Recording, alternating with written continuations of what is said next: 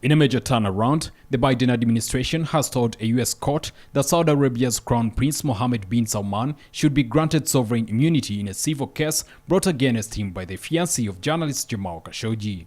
The U.S. government made these observations in an affidavit submitted to the Washington federal court in the case pertaining of the killing of Khashoggi.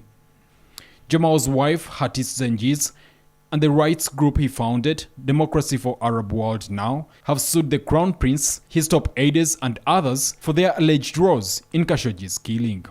Saudi Arabia says that the prince had no direct role in the 2018 killing of the journalist.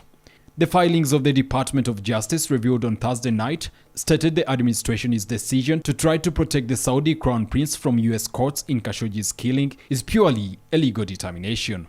The Department of Justice said in its filing, the United States government has expressed grave concerns regarding Jamal Khashoggi's horrific killing and has raised these concerns publicly and with the most senior levels of the Saudi government.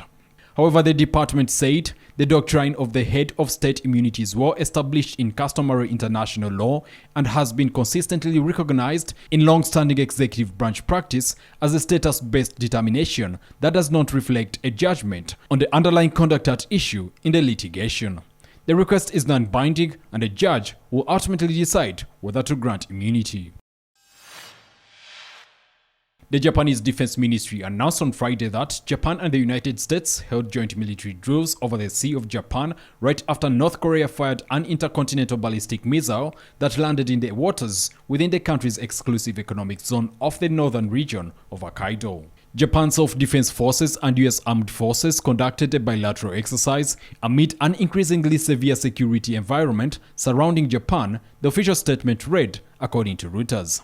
The statement further stated that the drill was a reaction to North Korea's ICBM-class ballistic missile launch that landed within the Japanese exclusive economic zone in the Sea of Japan. The exclusive economic zone is around 200 nautical miles away from the Japanese coastline, and Prime Minister Fumio Kishida said that both Japan and the US will be launching a further investigation into the matter. While no damages were reported on Friday, the South Korean Defense Ministry said that the ICBM was one of the longest-range weapons in North Korea's arsenal. It can be capable of being launched carrying nuclear warheads as far as the coastal regions of the US.